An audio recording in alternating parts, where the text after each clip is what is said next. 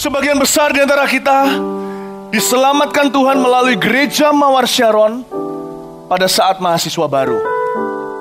Waktu itu kami menamakan gerakan itu Golden Moments atau momentum emas. Tak terkecuali saya sendiri, 22 tahun lalu saya diselamatkan Tuhan ketika menjadi mahasiswa baru. Tapi bukan di sini. Tuhan selamatkan saya di ujung bumi, saya di Kanada waktu itu.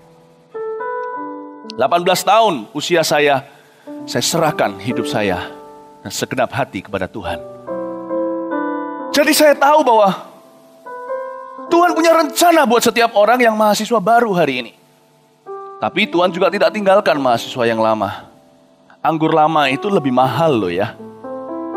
Anggur tua itu lebih mahal harganya. Tuhan punya rencana yang lebih besar. Tapi saya merasakan dalam roh saya, Tuhan betul-betul mau menyelamatkan hari ini. Ini adalah eranya Roh Kudus. Anak-anak muda diselamatkan di mana-mana. Api penginjilan harus dikobarkan lagi di dada. Jangankan di satu orang. Api kebangunan rohani berkobar di seluruh dunia. Saya baru kembali dari Jepang. Belum bernafas. Berapa hari lagi saya akan ke Sulawesi. Untuk mengadakan Sulawesi for Jesus. Untuk menyelamatkan, untuk melihat tangan Tuhan menyelamatkan begitu banyak orang. Ketika di Jepang kemarin, anak-anak muda diselamatkan. Nggak tanggung-tanggung, langsung satu keluarga, satu unit. Satu kelompok teman. Dan mereka tidak tahan lagi berada hanya di dalam gereja. Di antara sesi konferensi. Di dalam sebuah kebudayaan yang sangat-sangat individualistis seperti Jepang. Orang Jepang itu sopan, tidak ganggu orang. Karena itu kalau ada orang Jepang ganggu orang, mereka akan dipandang sebelah mata. Lu orang Jepang bukan. Tapi mereka nggak tahan. Api penginjilan berkobar di dada mereka. Karena ini era Roh Kudus, ini era Injil. The Holy Spirit is always for the gospel of Jesus Christ. Roh Kudus selalu untuk Injil Yesus Kristus. Roh Kudus bukan untuk sok-sokan. Roh Kudus bukan untuk pengalaman. Roh Kudus itu untuk mengabarkan berita Injil keselamatan. Dia diberikan dalam kehidupan orang percaya. Itulah artinya baptisan Roh Kudus fungsinya. Dan bangsa orang Jepang tidak tahan. Mereka yang selama ini hidup aman ketika mendengarkan khotbah. Padahal khotbah saya ya biasa-biasa. Tapi mereka kena api semua, disulut oleh surga. Boom! Gak tahan, mereka keluar ke jalanan di antara sesi. Padahal sibuk sekali loh. Mereka keluar ke jalanan, ke tempat train station, ke bus station, pergi ke jalanan, dan mereka selamatkan banyak orang. Tidak sedikit mereka yang terima Tuhan di jalanan. Bayangin, ini terjadi di Jepang, gak pernah terjadi 100 tahun. Sehingga ada salah satu orang Korea yang datang sebagai salah satu mission trip. Seorang pendeta dari Korea, dari Seoul. Dia berkata, aku mau yang begini nanti di negaraku. Tahu gak? Kalau di Korea, papa mama kami itu ngalami kebangunan rohani. Tapi anak-anaknya sekarang, anak-anak muda, hilang di K-pop semua.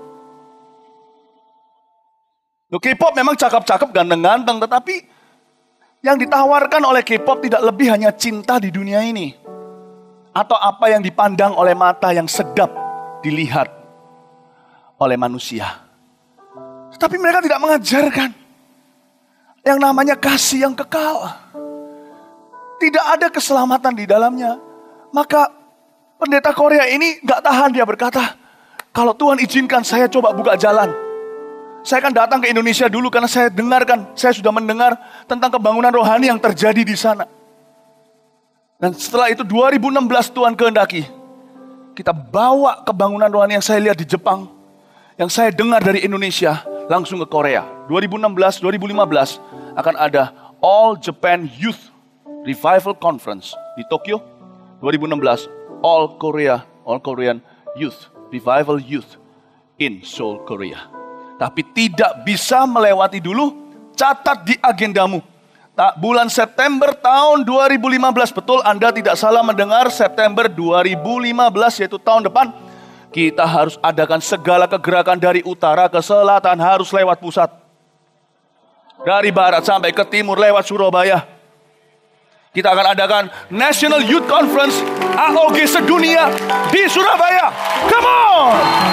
Woohoo! It's time to lit some fire. It's time to burn some enemy. Kebangunan rohani anak-anak muda tidak boleh melemah. Tambah tahun harus tambah jadi. Tahun depan, bulan apa? Katakan kanan kirinya, September 2015 ada National Youth Conference di Surabaya, AOG sedunia. Pastikan saya melihat kamu di sana. Amin. Oh haleluya, mari kita, come on.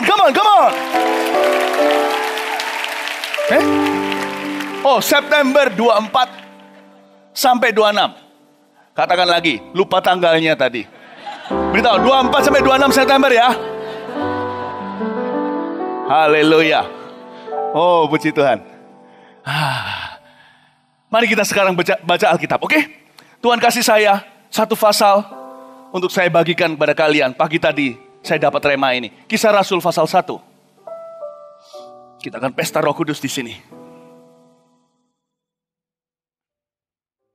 Oh luar biasa. Kisah para Rasul pasal yang pertama. Roh Kudus dijanjikan. Saya suka kisah para Rasul karena kisah para Rasul adalah bukunya Roh Kudus. I love it. Ini biografinya Roh Tuhan. Rasul-rasul hanyalah alat saja. Tuhan bisa pakai siapa saja. Kalau Tuhan bisa pakai seorang Petrus yang pelin-pelan, Tuhan bisa pakai kita. Kalau Tuhan bisa pakai seorang Paulus, seorang pembunuh berdarah dingin, Tuhan bisa pakai kita yang berdarah hangat, tinggal di tropis seperti ini. Roh Kudus dijanjikan.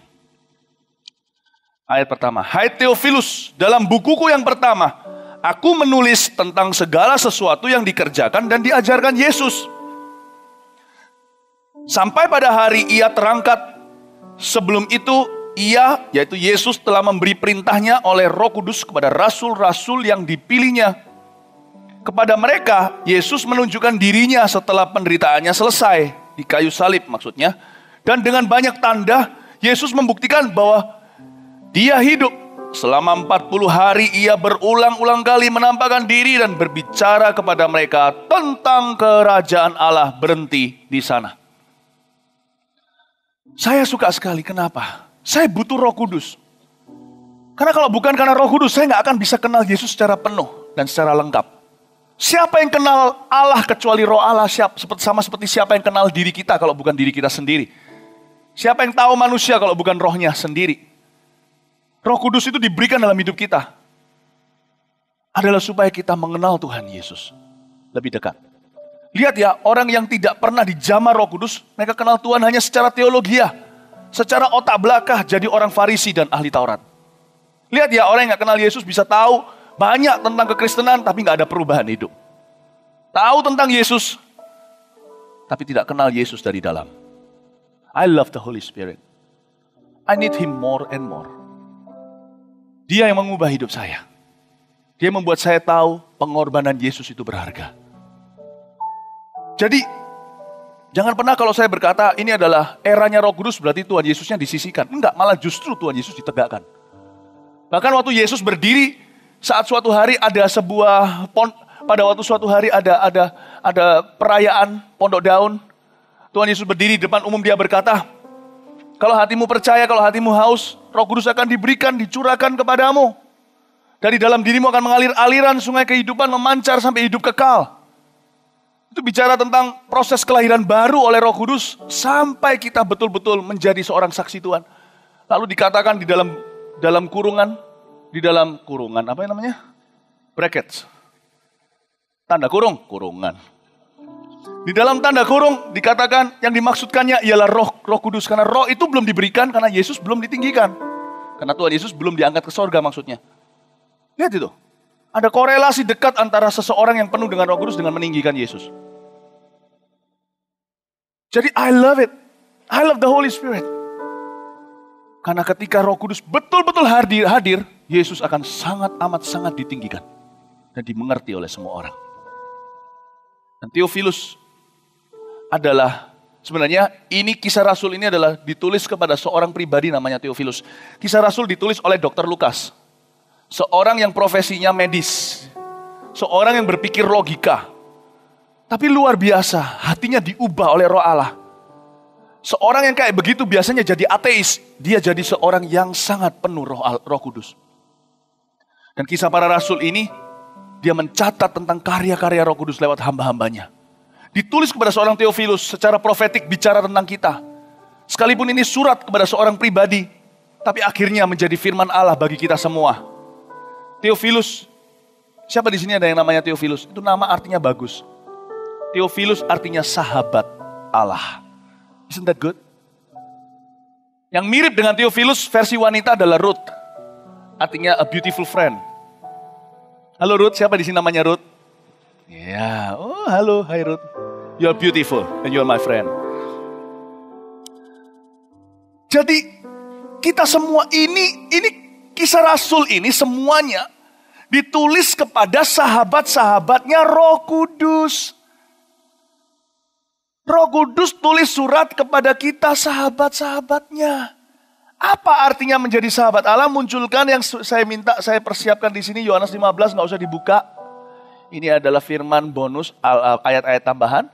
Yohanes 15 tadi yang saya minta munculkan di depan ayat 14 sampai 16. Apa artinya menjadi sahabat Tuhan? Ya, udah kelihatan ayatnya? Ya, kamu adalah sahabatku jikalau kamu berbuat apa yang kuperintahkan kepadamu. Ini definisi sahabat Kristus. Aku tidak menyebut kamu lagi hamba. Sebab hamba gak tahu apa yang diperbuat oleh tuannya. Pegawai itu ada jarak sama bosnya. Tapi aku menyebut kamu sahabat atau teman.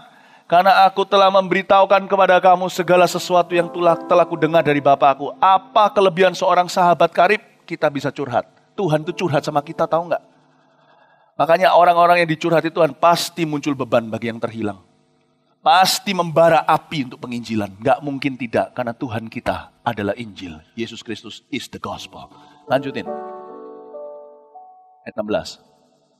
Bukan kamu yang memilih aku, tapi aku yang memilih kamu.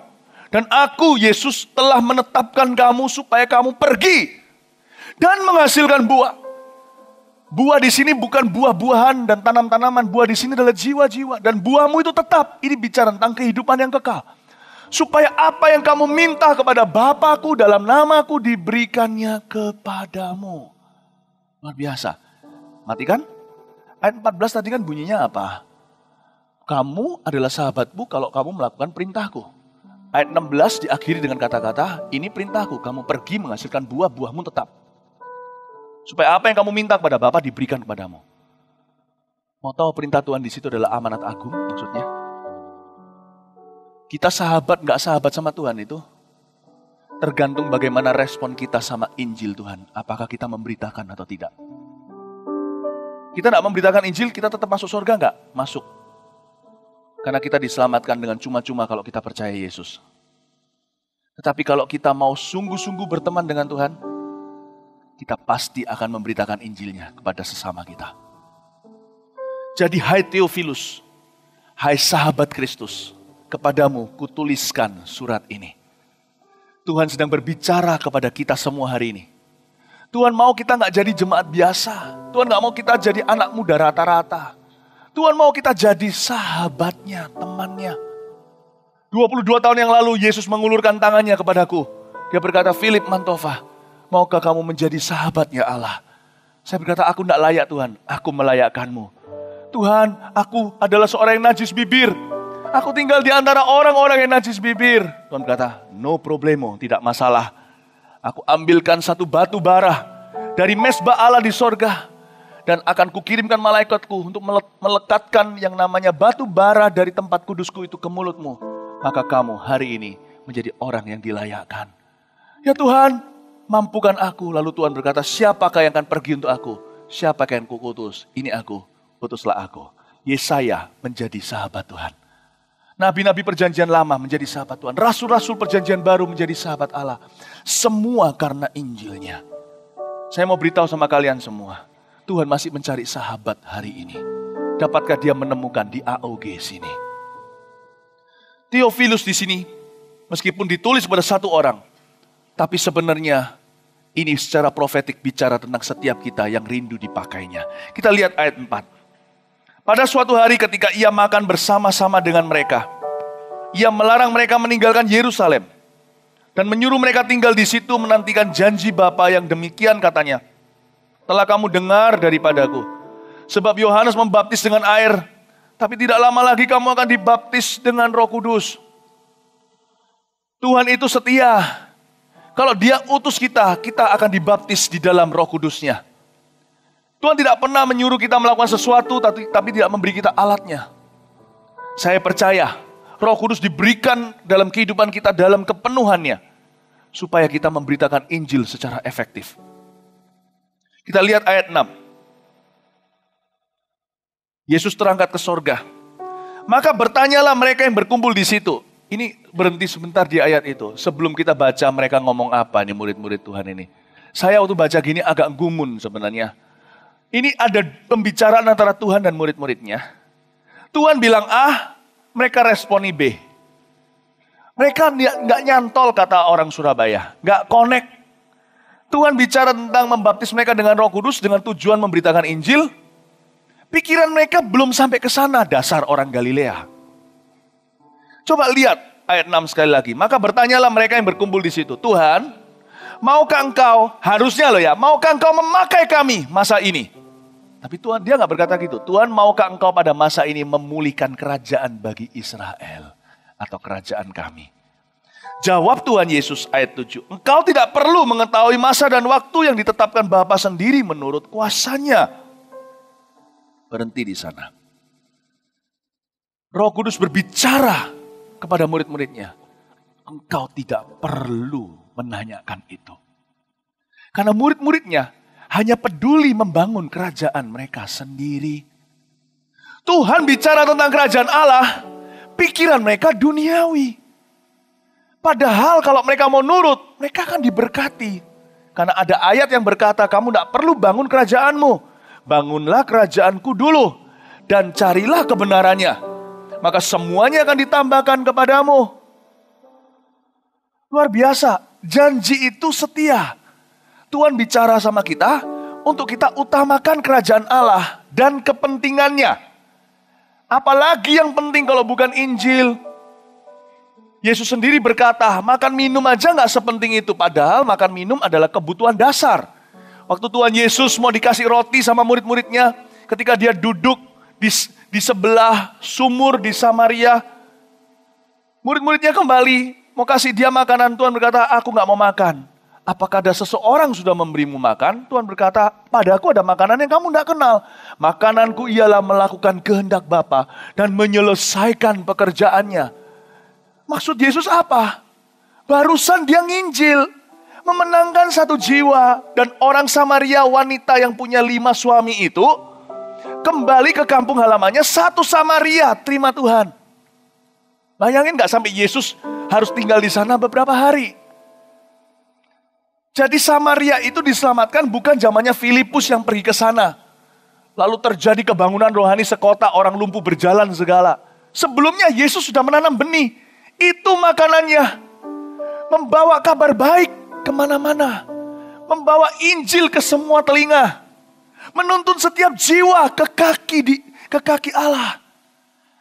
Dan barusan terjadi penginjilan. Murid-muridnya gak ngerti. Hah? Maksudnya apa? Makanannya ialah melakukan kehendak Bapa dan menyelesaikan pekerjaannya. Selama masih ada satu jiwa tersesat di dalam generasi kita, itu adalah tugas kita. Tuhan, ini tugas kami. Beri keberanian bagi kami. Taruhlah roh yang rela melayani dan menyenangkan hati Tuhan. Itu yang kuingini. Tuhan berkata sama kita, jangan bangun kerajaanmu sendiri dulu. Kalau kita melakukan tanggung jawab kita setiap hari, itu lumrah. Karena kita semuanya harus menghasilkan buah-buah pertobatan. Tapi fokus hati kita harus kepada penginjilan. Karena Tuhan punya perintah terakhir sebelum dia diangkat ke sorga adalah beritakan pengampunan sampai kemana-mana. Perintah Tuhan terakhir harus menjadi beban kita yang pertama setiap hari. God's Jesus final command should be our first concern each and every day. 22 tahun ini sudah, saya nggak jemu bicara jiwa-jiwa. 22 tahun ini sudah, sejak saya bertobat kenal Yesus pertama kali, kasih mula-mula ada di dada. 22 tahun ini pula tidak pernah berhenti. Di dadaku api penginjilan membara. Lihat, apakah saya kekurangan sesuatu? Karena Alkitab berkata Tuhan itu setia. Barang siapa kehilangan nyawanya, tidak mencintai hidupnya sendiri demi aku dan Injilku, dia akan memperoleh hidupnya. Barang siapa mencintai hidupnya, lebih dari mencintai hidupnya dan bukan Injilku, dia akan kehilangan hidupnya. 22 tahun ini Tuhan pelihara saya tanpa saya minta. Setiap kali saya buka mulut, saya hanya minta satu hal. Tuhan, berikan kepadaku bangsa-bangsa. Berikan kepadaku untuk kubawa kepadamu jiwa-jiwa. Anak-anak muda, AOGers, ini DNA kalian. Jangan pernah meninggalkan kasih mula-mula. Detik kau meninggalkan itu, kaki Dian akan meninggalkanmu. Akan pindah ke tempat lain. Amin, saudara-saudara. Tuhan berkata sama murid-muridnya, tidak perlu. Yang kamu tanya itu gak perlu, cari dulu kerajaanku. Lalu ketika saya merenungkan ini, pagi hari ini Tuhan bicara sama saya. Kamu cari nyanyian Deborah. Munculkan di depan sini aja hakim-hakim yang tadi saya siapkan.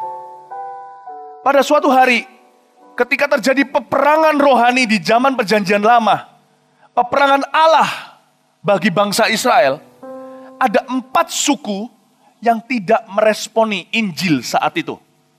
Dengan segala macam alasan. Di antara 4 suku ini saya mau bahas 2 dengan Anda.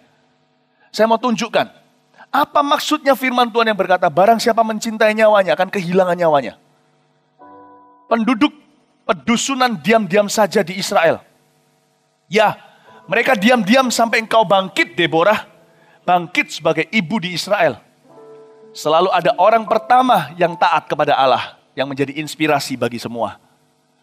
Kerajaan sorga itu, karya Roh Kudus itu estafet. Roh Kudus itu dapat ditransferkan dari satu kepada satu yang kepada orang berikutnya. Ya, kita lihat berikutnya. Ketika orang memilih Allah baru, maka terjadilah perang di pintu gerbang. Ini luar biasa. Ketika orang memilih Allah baru. Ketika kita lihat generasi kita memilih Allah baru. Ketika kita melihat generasi kita tersesat. Jiwa-jiwa terhilang. Maka terjadilah perang di pintu gerbang. Saya jadi ingat perkataan Yesus kepada Petrus. Kamu akan kupakai Petrus, mau enggak? Iya Tuhan. Kamu akan seperti batu karang yang teguh. Dan kunci kerajaan maut, gerbang kerajaan maut tidak akan bisa menguasaimu di atas dasar ini. Di atas dasar batu karang yang teguh ini ku bangun jemaatku. Gerejaku yang alam maut tidak bisa menguasainya. Terjadi perang antar pintu gerbang. Pintu gerbang sorga dan pintu gerbang neraka tarik-tarikan jiwa. Mana yang penuh, mana yang kosong tergantung kita yang di tengah. Karena kunci sudah di tangan kita, bukan di tangan Tuhan Yesus. Tuhan Yesus sudah berikan kepada kita, dia gak pelin-pelan. Tuhan Yesus yang menyelamatkan. Kita gak bisa selamatkan, kan gak bisa kita injilin teman kita. Oh ya, terima Tuhan ya, oke. Mari kita sekarang berdoa, Tuhan Yesus. Mari kita doa. Bapak ampuni saya orang berdosa. Saya mau terima keselamatanmu. Di dalam nama Koonggo saya berdoa. Gak bisa kan? Tetap dalam nama siapa? Karena siapa yang mati di kayu salib? Kan gak bisa dalam nama Ko Philip. Kan gak bisa. Siapa yang bangkit? Saya aja belum mati kok mana bisa bangkit. Dia yang sudah kembali dari akhirat untuk selamatkan kita hingga akhirat. Tetap Yesus. Tapi siapa yang tuntun? Masa Yesus sendiri turun tangan berkata, ayo sini. Kan kita saksi-saksinya. Terjadi perang ketika orang memilih Allah baru, maka terjadilah perang di pintu gerbang. Tapi kata-kata berikutnya menyedihkan. Sesungguhnya perisai atau tombak tidak terlihat di antara 40.000 orang di Israel. Terjadi perang secara rohani, tapi mereka hidup nyaman secara jasmani. Tidak melakukan apa-apa bagi Tuhan. Berikutnya. Hatiku tertuju. Nyanyian Deborah, ini adalah nyanyian Roh Kudus. Seperti seolah-olah Roh Kudus berkata hatinya tertuju kepada para panglima Israel. Kepada mereka yang menawarkan dirinya dengan sukarela di antara bangsa itu. Pujilah Tuhan. Barang siapa kehilangan nyawanya akan memperolehnya. Coba sekarang lihat ayat ke-15. Di depan sini aja, ya ada. Juga para pemimpin suku Isakar menyertai Deborah. Tepuk tangan tuh Isakar. Dan seperti Isakar, demikianlah Naftali menyertai Barak. Wah, luar biasa. Naftali menyertai Barak. Mereka menyusul dia dan menyerbu masuk lembah. Wow, luar biasa. Tapi pihak pasukan suku Ruben ada banyak pertimbangan. Or in other words, many excuses. Banyak alasan. Ruben, tunggu dulu. Ruben itu kan anak sulungnya Yakub. Sebagai kokoh harusnya dia jadi teladan. Harusnya dia perang di depan adik-adiknya dong. Kalau adik-adiknya lagi diancam sama satu gerombolan orang, masa kokohnya buat adiknya di depannya? Enggak dong, koko yang begini dulu. Ya kan? Adiknya dilindungi. Ini Ruben, koko macam apa? Itulah sebabnya Alkitab memperingatkan pada kita. Jangan pernah merasa diri yang paling tua. Sebab yang terutama bisa menjadi yang terbelakang. Tapi pihak-pihak pasukan suku Ruben ada banyak pertimbangan. Next. Mengapa engkau tinggal duduk di antara kandang-kandang sambil mendengarkan seruling pemanggil kawanan? Ini penggembalaan. Kamu cuma tinggal duduk di antara kandang-kandang sambil mendengarkan seruling pemanggil kawanan seperti kebaktian. Di pihak pasukan Ruben ada banyak pertimbangan. Saya bisa bayangkan Roh Kudus seperti buat begini. Banyak pertimbangan. Setiap kali aku bicara, mereka selalu punya alasan. Setiap kali aku mau dorong mereka masuk ke peperangan, mereka selalu berhalangan. Lihat berikutnya. Orang Gilead tinggal diam di seberang sungai Yordan dan suku Dan. Mengapa mereka tinggal dekat kapal-kapal? Suku Asyer duduk di tepi pantai laut, tinggal diam di teluk-teluknya. Berhenti sebentar, ada 4 suku di sini yang disebut yang tidak mau memberitakan Injil. Yang satu suku Ruben, karena mereka merasa ternaknya sudah banyak. Lalu habis itu juga yang namanya suku Dan, suku Asyer, dan orang Gilead. Ya, dengarkan saya sekarang, saya jelaskan ya. Mau tahu nggak suku Ruben? Suku Ruben ini akhirnya ketika dia menolak panggilan Allah untuk maju berperang, sepanjang sejarah mereka tidak pernah muncul nabi, hakim, pemimpin, raja, pangeran. Yang muncul malah Datan dan Abiram. Yang memimpin 250 orang memberontak sama Musa itu muncul dari keturunan ini. Suku Ruben kehilangan pengaruh ilahinya di antara bangsa Israel, padahal dia yang paling tua. Bahkan suku Ruben main aman demikian rupa, dia berkata sama Musa, Bapak Musa, bolehkah kami tidak masuk ke tanah Kanaan? Kami tinggal aja di seberang sini sungai Yordan. Mereka nggak mau masuk ke dalam tanah Kanaan. Dan Musa berkata, mengapa kamu melemahkan saudaramu seiman? Kamu tidak mau masuk ke dalam tanah perjanjian. Musa juga mengeluh dalam hatinya dan bahkan diucapkannya kepada Ruben. Dia berkata, mengapa kamu mau berada di baris belakang sementara semua teman-temanmu berperang? Inilah tipe orang-orang yang berkata, memberitakan Injil itu bukan tugas saya. Bertolak belakangan dengan lagu yang saya nyanyikan lagi, Tuhan ini tugas kami. Ini orang-orang yang selalu berdalih. Mereka yang selalu berkata, Tuhan ini aku, utuslah dia. Memberitakan Injil itu bukan karuniaku. Di pihak Ruben ada banyak pertimbangan. Bayangin loh ya, turun-temurun cucunya. Tak ada satu pun dipilih Tuhan lagi. Saya tidak mau itu terjadi. Barang siapa mencintai nyawanya, kehilangan nyawanya, itu bicara tentang keturunan di bawah tidak ada lagi urapan. Dan masa depan tak ada lagi harapan. Saya tidak mau berakhir seperti Ruben. Gak peduli kalau saya yang gede dulu. Yang tua yang gede dulu dong. Ternaknya Ruben ini banyak. Kata orang Surabaya lebih mantap lagi. Banyak. Gak peduli achievement apa yang kita capai di masa lalu kita. Berapa banyak orang yang telah kita perkenalkan kasih Tuhan kepada mereka. Tuhan tidak melihat apa yang di belakang. Tuhan mau kita tetap berbuah. Aku mengutusmu, aku memilihmu, bukan kamu yang milih aku loh ya. Supaya kamu pergi dan berbuah, buahmu itu tetap. Dan kamu harus terus berbuah. Bagi kemuliaan Allah. Luar biasa. Ruben sudah besar dulu. Tapi dia merasa nyaman. Bagaimana dengan suku Dan? Suku Dan ini mengenaskan. Kalau kita lihat ya, di kitab Wahyu, gak usah dibuka, kitab Wahyu pasal 7 ayat berapa ya saya lupa. 7 kalau nggak salah pasal 7 ayat 4 sampai 8. Di dalam cerita nubuatan akhir zaman, Tuhan akan memateraikan bangsa Israel 144.000 orang dari 12 suku. Betul? Tahu ya, paling tidak pernah dengar. Apakah 144.000 itu harafiah angkanya, atau hanyalah sekedar untuk sebagai sebuah simbolisme saja bahwa banyak orang Israel nanti di akhir zaman bertobat. Kalau sekarang sih orang Yahudi nggak percaya Yesus adalah Mesias. Yang pasti di dalam pesta rohani nanti suku Dan tidak dilibatkan. Tahu nggak? Coba baca itu nanti. Pulang ke rumah baca aja. Wahyu 7, 4 sampai 8. Nanti pulang aja, jangan sekarang. Kalian akan lihat suku ini, suku ini, suku ini, suku ini. Coba cari suku Dan, ada enggak? Jangan sampai carinya di gini lah. Jangan gini ya. Dan suku Manasye, Dan, Efraim. Nah, Dan itu jangan dihitung. Itu Dan itu N. Bukan itu ya. Coba cari suku Dan. Nggak ada. Suku Dan punya posisi diambil sama 2 suku Yusuf, Manasye, dan Efraim. Dikasihin yang lain. Kamu tidak responi. Kamu kehilangan bagian terindah di akhir zaman. Luar biasa.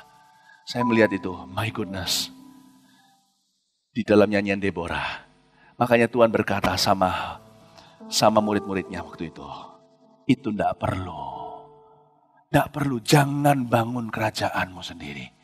Anak-anak muda, orang-orang muda, dengarkan saya. Jangan bangun kerajaanmu sendiri dalam hidup ini. Jangan bangun kerajaanmu sendiri, kalian adalah sahabat Tuhan.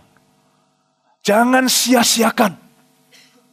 Hidup ini sia-sia kalau bukan karena Injil Tuhan Yesus. Sia-sia. Jangan buang hidupmu begitu saja, hanya demi sukses dunia. Banyak orang cari sukses tidak menemukannya. Karena berkat itu datangnya dari Allah. Tuhanlah yang membuat kaya, susah payah tidak akan menambahinya. Pastikan hatimu di tempat yang betul, di dalam hadirat Allah. Kalian adalah sahabat Tuhan. Jangan sia-siakan. Jangan bangun kerajaan sendiri. Yang terpenting di hidupku adalah cari jodoh. Yang terpenting dalam hidupku adalah, no, itu semua adalah tambahan. Carilah dulu kerajaan sorga dan kebenarannya, semua akan ditambahkan kepadamu. Kalau Tuhan bilang tambahkan, itu luar biasa. Kalau Tuhan kasih kita tips, karena dia raja di atas segala raja, itu lebih gede dari gaji kita. Gaji kita mungkin cuma 1.000. Tapi karena yang naik limosin kita supirnya, adalah raja di atas segala raja, pangeran kerajaan terbesar di sejagat raya. Kerajaan Allah yang gak pernah bangkrut, gak pernah turun. Tuhan kasih tips, mungkin gajimu 1.000. Tapi kalau yang naik itu selebriti yang kaya raya. Kalau dia kasih tips mungkin 10.000. Melebihi gajimu. Tuhan tidak berkata, kalau kamu cari kerajaanku, segala sesuatu diberikan padamu. Tuhan sudah berkata terlebih dahulu, Bapamu di sorga tahu apa yang kamu perlu. Kamu tidak usah bertele-tele berdoa, dia akan memberikan padamu. Sedangkan burung di udara tidak pernah bekerja, dia diberi makan. Bunga di padang tidak pernah berusaha, diberi pakaian lebih indah daripada pakaian Salomo dalam kejayaannya. Bapakmu di sorga tahu apa yang kau butuhkan. Nggak usah khawatir, pasti diberikan. Itu namanya provision. Yehovah Jireh, Allah yang menyediakan. Tuhan bahkan nggak bilang yang diberikan loh ya. Kalau kamu cari kerajaan sorga, kalau kita cari kerajaan Allah terlebih dahulu. Tuhan bilang ditambahkan. Yang diberikan itu sudah merem, nggak usah diminta. Tambah-tambahan itu bicara tentang kelimpahan. Aku datang untuk memberimu kehidupan. Kehidupan dalam kelimpahannya. Itu plus-plusannya Tuhan. Cepat. 5 tambah 2 berapa? Cepat. Bukan. Di matematika Tuhan 5 tambah 2 minimal 5.000. Hati-hati dengan tambah-tambahnya Tuhan. Tambah-tambahnya Tuhan akan meledakkan imajinasimu. Amin saudara-saudara. Jangan ragu sama Tuhan Yesus. Kalau Tuhan suruh kita beritakan Injil, percaya saja. Ujungnya kemuliaan. Amin saudara-saudara. Tuhan diberitahu sama murid-muridnya. Kembali lagi ke Kisah Rasul pasal pertama. Tuhan, maukah engkau masa ini memulihkan kerajaan bagi Israel? Tuhan cuma berkata, sudah kamu tidak usah mikiri itu. Itu nggak perlu. Ini yang kamu butuh. Ayat 8. Tapi kamu akan menerima kuasa kalau Roh Kudus turun ke atas kamu. Dan kamu akan menjadi saksiku di Yerusalem dan di seluruh Yudea dan Samaria. Dan sampai ke ujung bumi. Sesudah ia mengatakan demikian, terangkatlah ia disaksikan oleh mereka dan awan menutupnya dari pandangan mereka. Ketika mereka sedang menatap ke langit waktu Yesus naik itu, tiba-tiba berdirilah dua orang yang berpakaian putih dekat mereka, berhenti di sana. Mereka mikirannya lebih kepada kerajaan mereka sendiri. Tuhan bicara tentang kerajaan rohani. Tuhan bilang, kamu akan terima kuasa loh kalau Roh Kudus turun ke atas kamu. Kamu akan jadi saksiku di Yerusalem, di seluruh Yudea dan Samaria, dan sampai ke ujung bumi.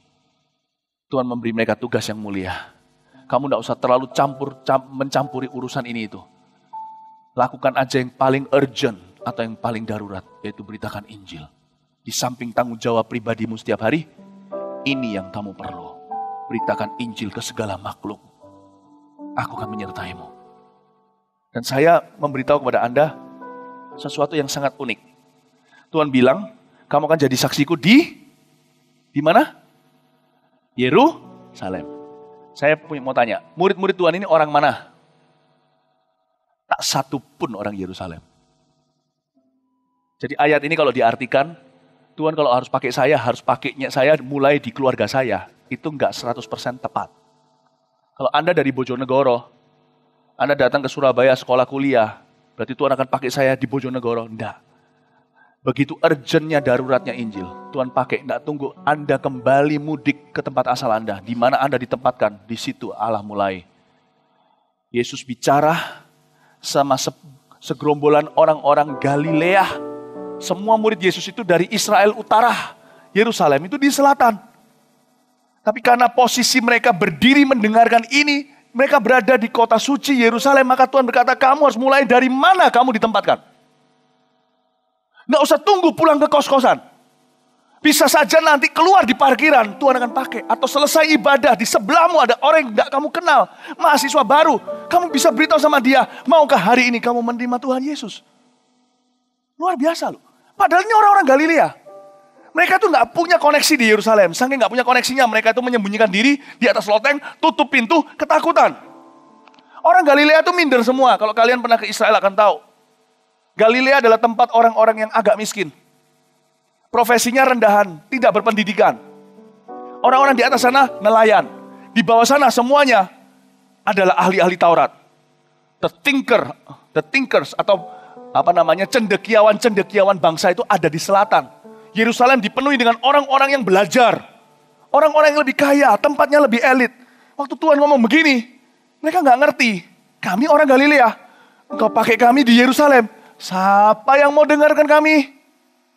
Baju kami pun dibanding mereka combang-cambing. Mereka tuh branded bajunya. Bajuku apa? Bajuku beli FO. Jadi mereka berkata, Tuhan yang benar aja. Tuhan mau pakai kami. Tuhan gak harus pakai kalian, kita semua di tempat kelahiran kita. Tuhan pakai kita di mana-mana. Katakan amin. Kasih satu bukti. Oke? Selain murid-murid Yesus 12 ini. Petrus semuanya orang Galilea. Paulus, dia lahir dari Tarsus. Ya. Lalu Paulus dari Tarsus, dia studi di mana? Paulus di bawah Gamaliel. Dia belajar di Yerusalem. Paulus ini, lihat ya. Keluaran Yerusalem sama keluaran Galilea ya. Yang satu Petrus gak bisa baca, yang satu Paulus cendekiawan. Paulus ini belajar di Yerusalem di bawah didikan Gamaliel atau profesor saat itu yang paling terkenal di universitas yang paling bergengsi. Tapi Paulus memulai pelayanannya di mana yo? Di Antioquia. Di sana dia mulai. Di Arabia malah. Yesus lahir di mana? Bethlehem. Dibesarkan di mana? Nazaret. Tapi Yesus dipakai di Galilea. Ini orang Galilea dipakai di Yerusalem. Dengan kata lain, jangan tunggu sampai nanti. Aku harus dipakai Tuhan untuk menangkan papaku dulu. Sebelum papaku terima Yesus, aku tidak akan beritakan Injil kepada ibu kosku. No. Dimanapun Allah meletakkanmu, di situ ladang misimu. Katakan amin. Kamu akan kupakai jadi saksiku di Yerusalem dan seterusnya. Mari kita sekarang lihat. Karena itu harus belajar peka sama Tuhan ya, dimanapun Tuhan pakai Anda. Sesudah ia mengatakan demikian, terangkatlah ia disaksikan oleh mereka dan awan menutupnya dari pandangan mereka. Ketika mereka sedang menatap ke langit, waktu ia naik, itu tiba-tiba berdirilah dua orang yang berpakaian putih dekat mereka dan berkata kepada mereka, "Hai orang-orang Galilea, mengapakah kamu berdiri melihat ke langit? Yesus ini yang terangkat ke sorga meninggalkan kamu, akan datang kembali dengan cara yang sama seperti kamu melihat dia naik ke sorga." Ayat 11 luar biasa. Malaikat Tuhan itu gak kasar ketika berkata, "Hai kamu orang-orang Galatia." Ya, di Indonesia juga ada banyak yang namanya diskriminasi tanpa kita sengaja, kecil-kecil saja. Contohnya orang Medan. Oh iya, itu orang Medan biasa. Orang Surabaya juga sama, itu orang Jawa kalau di Jakarta dibilang begitu. Apapun juga, kita di dalam kebudayaan kita ada kata-kata atau kategori-kategori status quo yang orang lain letakkan atas diri kita, yang membuat kita merasa yang itu mempengaruhi cara kita meresponi Tuhan. Orang Galilea ini notabene pelan. Mereka itu lebih tell me. Makanya ketika mereka diberitahu mereka akan dipakai di New York City atau di Yerusalem sana, mereka nggak percaya. Waktu saya pertama kali diberitahu sama Tuhan, "Kamu akan kupakai ke bangsa-bangsa," saya berkata, "Apa betul? Saya orang Indonesia loh Tuhan." Apakah Tuhan sudah lihat saya dengan benar? Saya ini orang Indonesia. Tuhan bilang sama saya, "So what kalau kamu orang Indonesia? Hai orang Indonesia, kamu akan kupakai di antara bangsa-bangsa." Kadang-kadang Tuhan bilang sama kita, "Aku mau pakai kamu." Kita berkata, "Tapi aku ini masih muda loh Tuhan." Tuhan berkata pada Yeremia, "Jangan kau berkata, kau masih muda. Tapi kepada siapa kau kuutus, kau harus pergi. Karena kamu adalah nabiku, dan kuangkat kamu hari ini sebagai nabi bagi bangsa-bangsa." Amin, saudara-saudara? Amin. Jadi, waktu malaikat itu berdiri di samping mereka, ditepuklah pundak mereka. "Hello, orang-orang Galilea." Malaikat itu menyindir mereka. "Hai orang Galilea, berhentilah berpikir sebagai orang Galilea. Mulailah kenakan pikiran Kristus. Tanggalkan pikiran-pikiran yang menghambatmu. Aku memakaimu.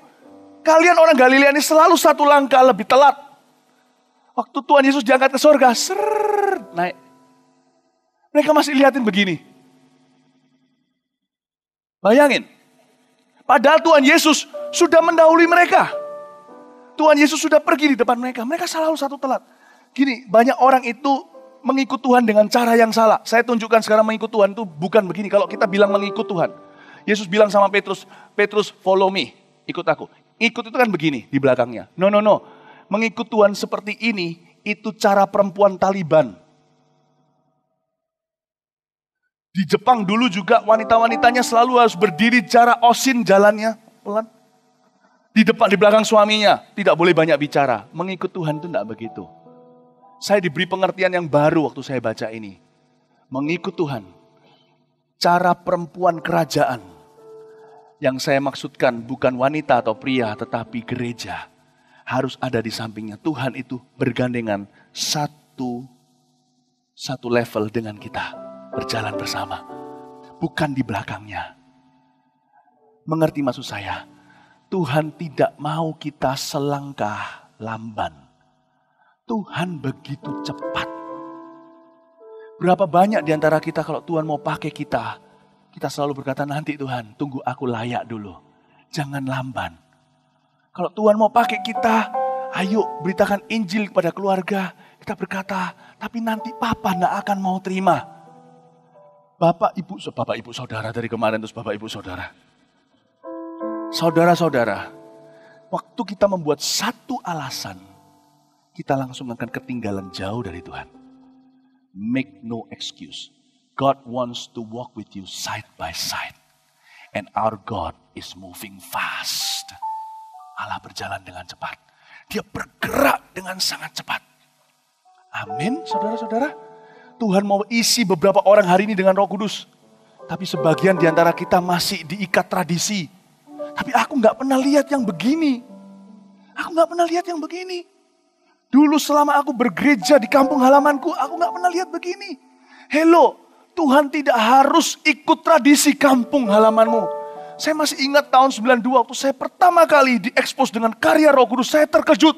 Saya melihat orang di samping saya rebah, saya bilang ada apa? So selama saya dari dulu bergereja gak pernah lihat yang beginian. Terus lalu Roh Kudus berkata kepada saya, kamu jangan judge a book by its cover. Jangan menilai sebuah buku dari halaman depannya. Lihat dulu ke dalam, lihat buahnya. Orang ini terjadi perubahan. Lihat, kalau kamu terus menoleh ke belakang, ketika kamu melihat ke depan, Tuhan sudah lenyap.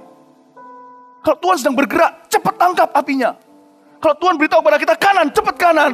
Kalau kita masih bertanya-tanya apa, ya kanan, Tuhan sudah ada di kiri.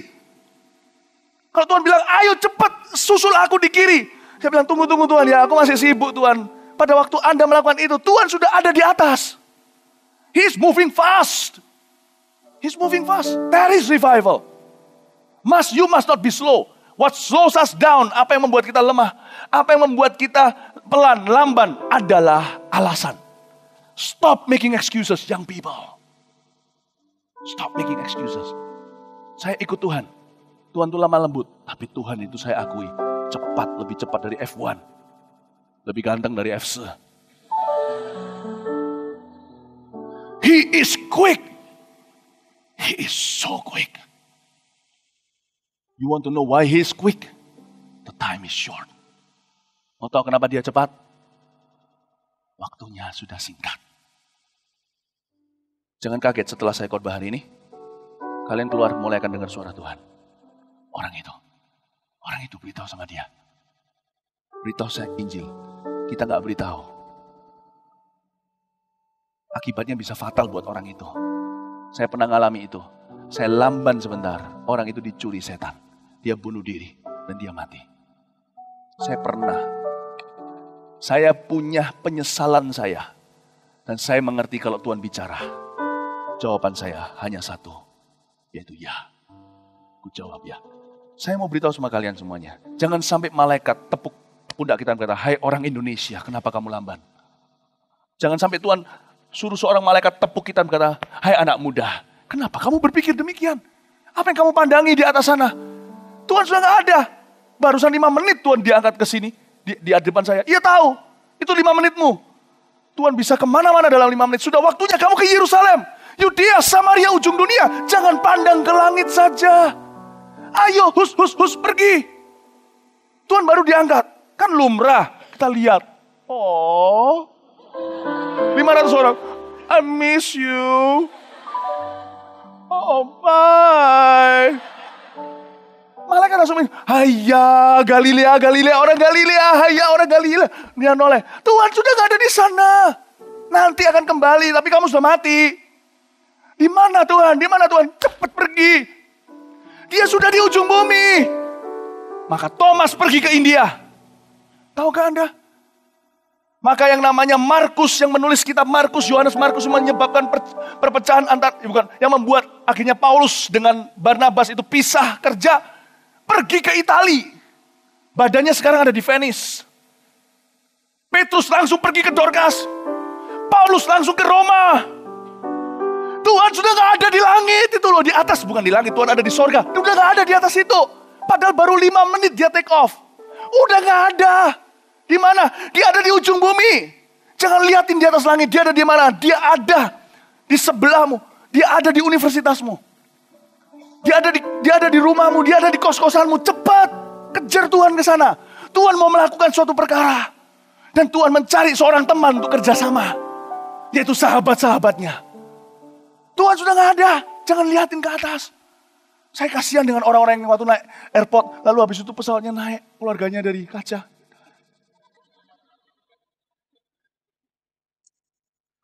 Udah gak bisa. Tuhan lebih cepat dari itu. Tuhan sudah ada di kos-kosanmu. Tuhan sudah ada di sekolahmu. Tempat kerjamu. Tuhan sudah ada di sana. Jangan pandangi ke langit saja. Hai orang Galilea yang lambat melulu. Amin saudara-saudara. You want to follow Jesus? Don't follow behind him. Because you are going to soon lose him. He is the best speed racer. He's fast and furious. Kalian ikuti dia di belakang, kalian akan ketinggalan. 100% garanti. Kalian harus bermitra dengan dia, baru selalu berada tepat pada waktunya. Amin saudara-saudara. Kamu tidak akan jadi hambaku lagi, kamu jadi hambaku akan ketinggalan. Kamu jadi sahabatku. Kamu akan melakukan pekerjaan yang kulakukan bahkan lebih besar daripada itu. Saya sudah mau selesai. Saya tunjukkan kepada satu pribadi sekarang yang selama ini jadi perdebatan. Tak tunjukkan ya. Mari sekarang kita lihat, ada satu orang yang sangat mengerti hati Tuhan. Saya kagum dengan orang ini. Rasul-rasul menanti-nanti. Akhirnya rasul-rasul itu mengerti, ya sudah jangan lihat ke langit. Ayat 12 sampai 14 saya selesai. Maka kembalilah rasul-rasul itu ke Yerusalem. Sudah waktunya lah ya. Tuhan bilang ke Yerusalem, Yudea, Samaria, jangan liatin terus ke langit. Mereka langsung ke Yerusalem. Agak telat sih, tapi untungnya nggak sampai terlambat. Dari bukit yang disebut Bukit Zaitun, yang hanya seperjalanan sahabat jauhnya dari Yerusalem. Setelah mereka tiba di kota, naiklah mereka ke ruang atas, ke tempat mereka menumpang. Langsung mereka melakukan tugas mereka. Enggak basa-basi, iya ya, mereka akhirnya disadarkan. Tidak ada yang lebih menyadarkan orang Galilea, kecuali sebuah tepukan di pundak sambil ada seruan berkata, hai orang Galilea, baru sadar, iya ya, jangan berpikir Galilea. Jangan berpikiran kayak orang Galilea kalau mau dipakai Tuhan. Kalau kita mau dipakai Tuhan, jangan berpikiran kayak orang muda. Waktu banyak bisa sia-sia. Kalau mau dipakai Tuhan, nggak boleh berpikiran seperti orang Indonesia. Orang Indonesia mana bisa apa? Nggak boleh. Dia bilang, hai orang Galilea, cepat kejar Tuhan. Setelah mereka tiba di kota, naiklah mereka ke atas tempat mereka menumpang. Ayat 13, mereka itu ialah Petrus dan Yohanes, Yakobus dan Andreas, Filipus dan Thomas, Bartolomeus dan Matius, Yakobus bin Alfeus, dan Simon orang Zelot, dan Yudas bin Yakobus. Mereka semua bertekun dengan sehati dalam doa bersama-sama. Oke? Dengan beberapa perempuan serta, perhatikan ini, garis bawahi, Maria, ibu Yesus, dan dengan saudara-saudara Yesus. Dengan Maria, ibu Yesus. Maria ini luar biasa. Dia tidak, kalau dia masih mengagungkan dirinya sebagai mamanya Tuhan, dia akan ketinggalan. Ibunya Tuhan Yesus pun bukan perkecualian. Bayangkan. Saya tahu waktu tadi pagi saya bangun, Roh Kudus bilang sama saya, hari ini akan hadir di antara kita sebagian saudara-saudara yang sangat kita kasih, yang terkasih, yang dari latar belakang agama Katolik. Kita punya persamaan, kita sama-sama adore Mary. Oh, I adore Mary. Suatu hari kalau saya ke surga, saya mau jabat tangan dengan beliau dan berkata, I've learned so much from your life. Belajar banyak. Cuman saya tidak percaya Maria adalah pengantara. Karena di dalam kitab 1 Yohanes dikatakan dengan sangat jelas. Dan inilah satu pengantara kita kepada Allah kalau kita berdosa, yaitu Yesus. There's only one mediator, his name is Jesus. Hanya ada satu jalan, Yohanes 14, kepada Bapa. Hanya melalui aku, kata Tuhan. Bukan melalui siapa-siapa. Sedangkan Maria pun mau minta Tuhan Yesus untuk keluar dari rumah itu untuk pulang ketika Tuhan lagi sedang asik khotbah. Ayo pulang, mamamu suruh kamu pulang. Tuhan berkata sama semua orang, siapa mamaku, siapa saudaraku, mereka yang melakukan firman-Ku.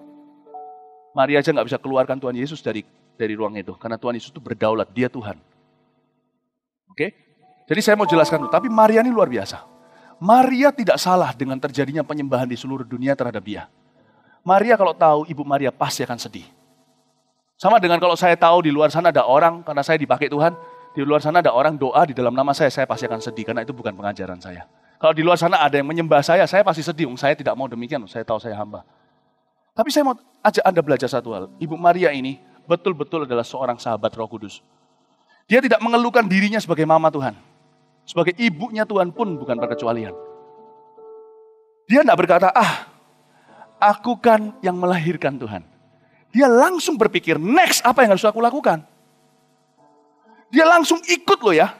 Dia termasuk 100, dari ayat ini kita tahu, dia termasuk 120 orang yang dihinggapi oleh api Roh Kudus pada saat Pentakosta.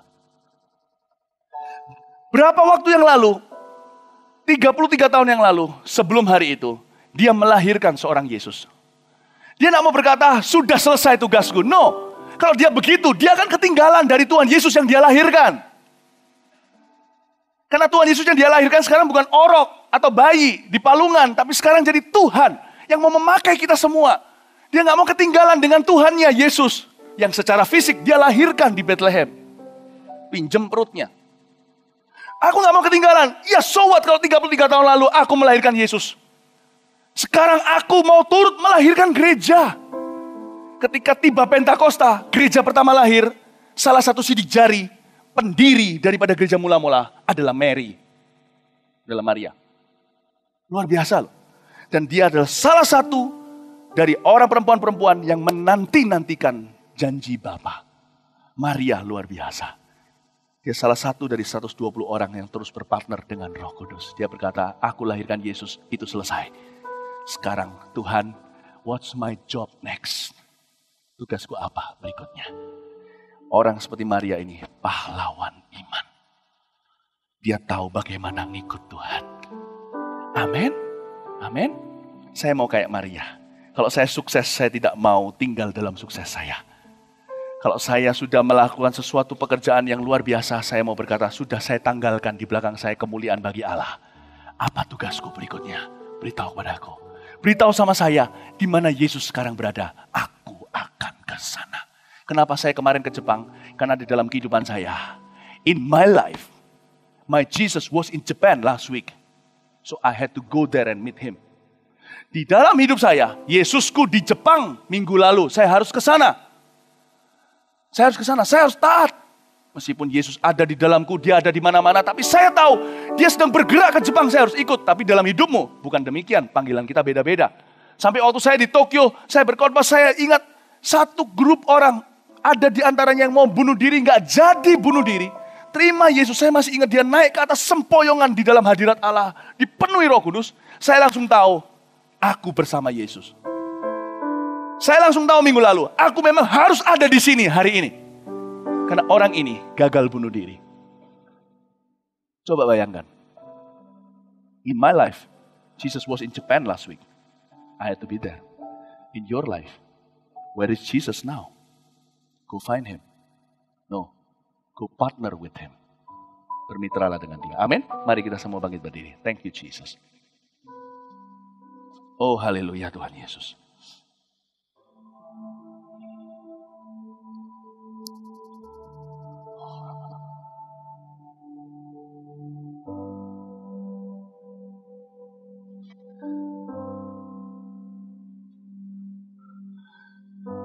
Jangan telat ikut Yesus.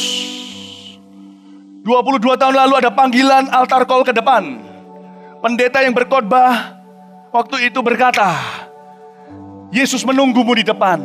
Awalnya saya nggak percaya, masa mungkin Yesus nunggu saya di sana. Tapi tiba-tiba hati saya diketuk sama Roh Kudus. Cepat, ini momentummu. Mungkin bukan buat orang lain.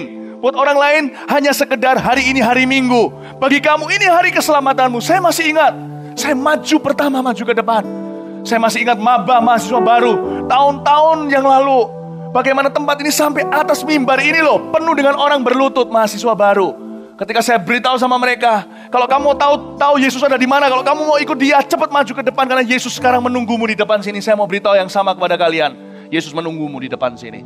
Inilah, kalian gak usah tanya Yesus ada di mana. Dia ada di altar depan ini, menunggu setiap orang yang mau menyerahkan hati dan hidupnya. Saya ajak kita nyanyi satu lagu, lalu saya minta semua, khususnya mahasiswa baru, yang mau sungguh-sungguh serahkan hatinya pada Tuhan Yesus minggu ini. Ini bukan hari Minggu, bagi orang lain hari Minggu biasa. Inilah hari pertemuanmu dengan Yesus. Yesus ada di depan sini, menanti-nantikanmu.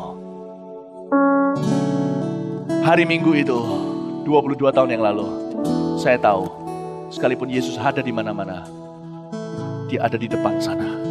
Saya tidak bisa di sini saja di tempat duduk saya mengharapkan dia selamatkan saya. Kalau dia ada di depan, saya nggak boleh ketinggalan. Saya harus ikut. Cepat maju ke sini sekarang. Bawa barang pribadinya. Siap orang yang mau menerima Tuhan, bawa barang pribadinya. Nanti dari sini kita akan selesai. Cepat maju ke sini. Beri tepuk tangan bagi mereka. Haleluya. Sing one song. Come on. Come on. Come on. Come on. Come on. Come on. Come on. Haleluya. Di dalam hidup ini tiada Allah Tuhan yang seperti Engkau, besar perkasa penuh kemuliaan. Kau yang termati di dalam hidup ini, ku cinta Kau lebih dari segalanya, besar kasih setiamu kepadaku. Langsung doakan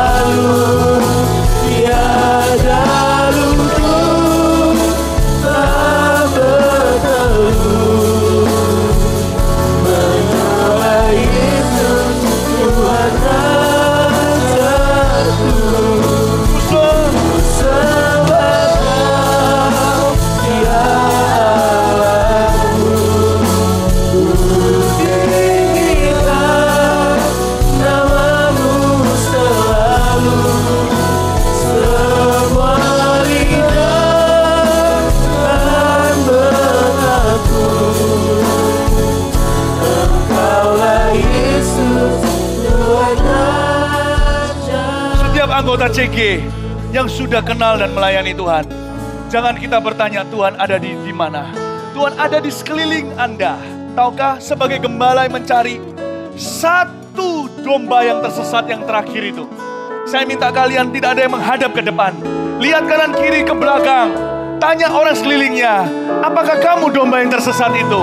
Saya akan tunggu 10 domba terakhir, 10 domba tersesat yang terakhir. Pokoknya tempat ini harus disapu bersih. Setiap orang ada yang luput dari kasih.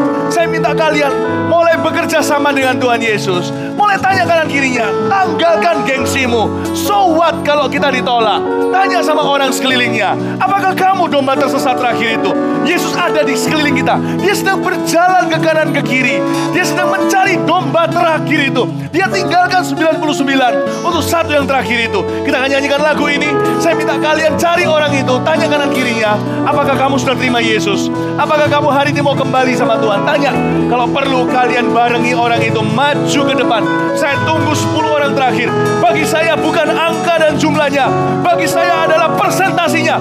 100% setiap orang yang perlu berdamai dengan Allah harus menemukan keselamatan di dalam kebaktian AOG siang ini. Saya tidak akan selesaikan yang namanya kebaktian ini sebelum jiwa terakhir yang Tuhan cari sudah ada maju di bawah kaki Kalvari. Haleluya. Maju, mari kalian tanya. Bersama.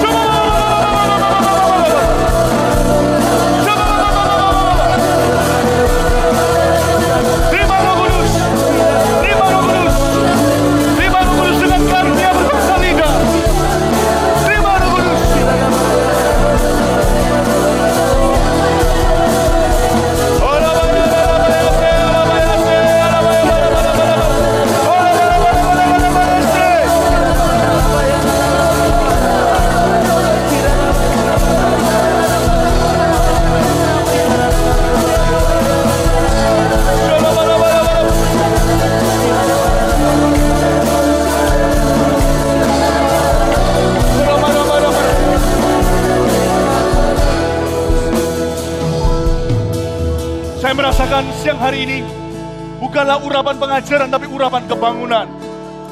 Ada suatu api yang dinyalakan oleh Tuhan. Saya yakin banyak yang diselamatkan, banyak yang dibaptis Roh Kudus pula. Saudara-saudara, dengarkan saya instruksi berikut ini.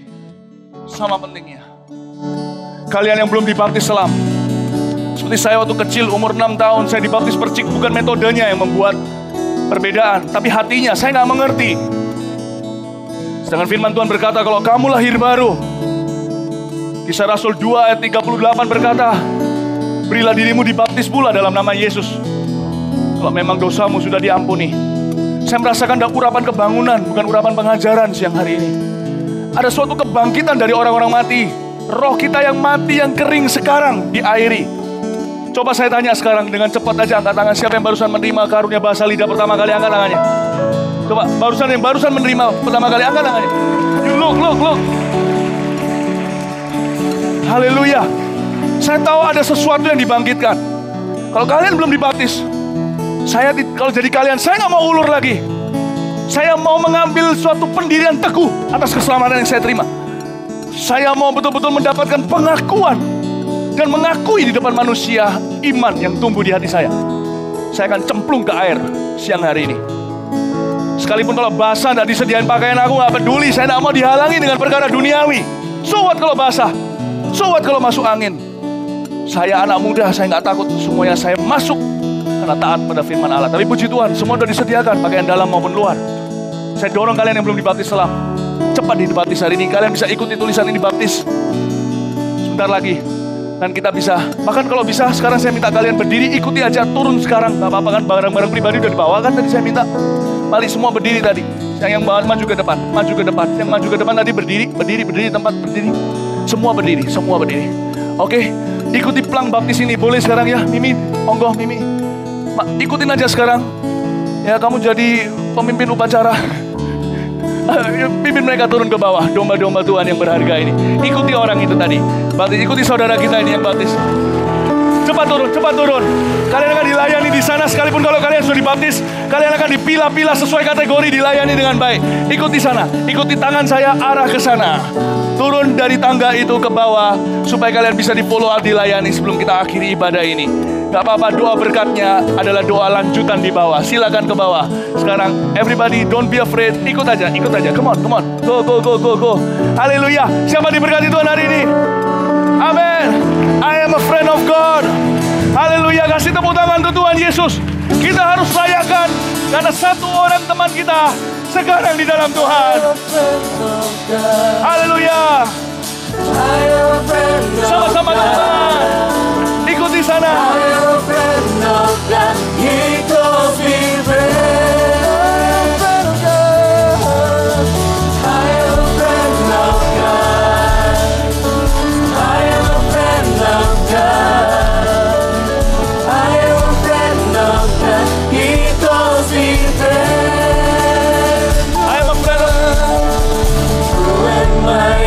Coba ikuti sebelah sana. Come on everybody, mari kita tepuk tangan di kepala kita. When I'm old, is it true that you are thinking of me? How you love me? It's amazing.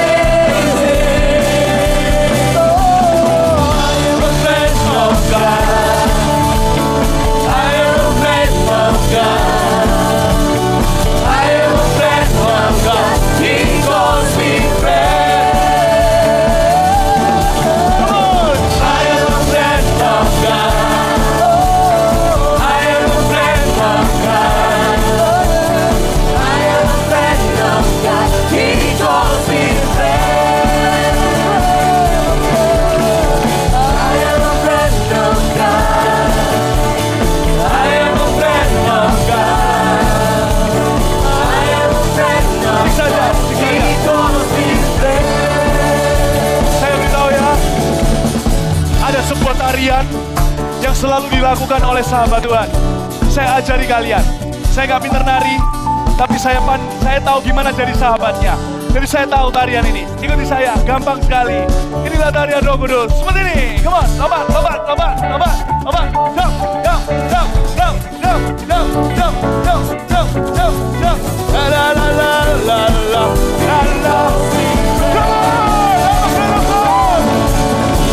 I am a friend of God. I am a friend of God.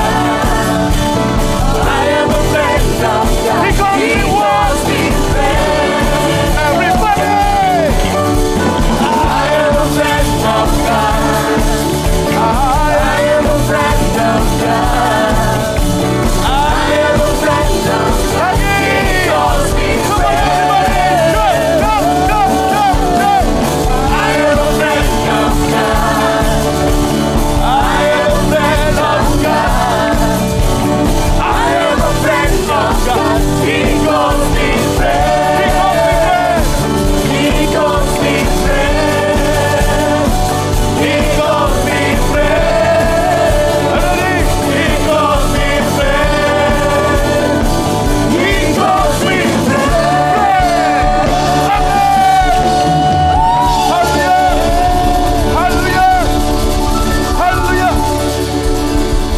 Kebaktian seperti ini tidak tergantung performa, tetapi kuasa. Kerajaan surga bukan kata-kata, tapi kuasa. Thank you Tuhan, membangkitkan begitu banyak orang mati secara rohani. Pada siang hari ini kami serahkan, materaikan semua yang telah terjadi menjadi buah yang tetap, buah yang kekal melalui AOG. Terima kasih Tuhan. Dan biar mulai hari ini api penginjilan Kau semakin kuat menyala, semakin berkobar. Tidak pernah kami tinggal tenang. Kami tidak mau jadi kayak Ruben, tidak mau kayak jadi Dan. Kami mau jadi seperti rasul-rasul yang taat akan firman Tuhan. Roh Kudus, Kau sahabat kami, tuntun kami terus untuk berjalan dengan Kristus. Mengikut Tuhan bukan dari belakang dan ketinggalan, kami mengikut Tuhan dari samping dan bergandengan. Kami tidak mau ketinggalan. Di mana Tuhan berada, kami mau ada di sana. Apa yang Tuhan lakukan, perbuat, kami mau kerjakan. So kami tahu Tuhan memanggil kami untuk perbuatan-perbuatan yang lebih besar daripada itu. Kami mengasihi-Mu Kristus. So Engkau telah mengasihi kami terlebih dahulu. Thank you untuk orang-orang muda yang radikal yang luar biasa. Bawa kebangunan ini sampai mancanegara segala benua, hingga bumi penuh kemuliaan-Mu. Haleluya. Haleluya. Terimalah berkat dari Allah Bapa, kasih karunia dari Tuhan Yesus, pengurapan dari Roh Kudus menyertai-Mu dari sekarang sampai seterusnya.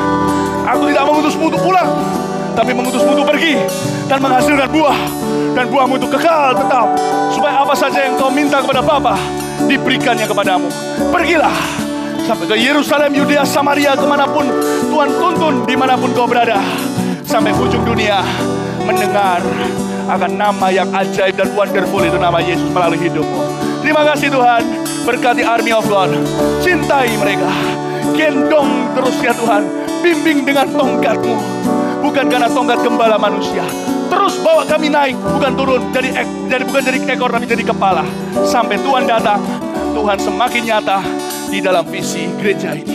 Terima kasih Tuhan, berkati jemaat-Mu aman sampai tujuan. Di dalam nama Tuhan Yesus, yang percaya sama-sama katakan amin. We love you. God bless you.